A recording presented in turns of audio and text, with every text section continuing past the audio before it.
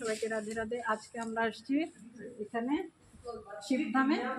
এই যে দেখো, হরে কৃষ্ণা কৃষ্ণা কৃষ্ণ হরে। আজকের ভিডিওতে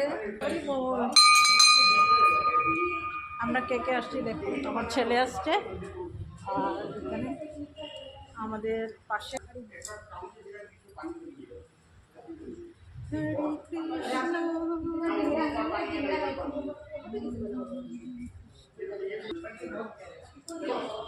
দেখাচ্ছি।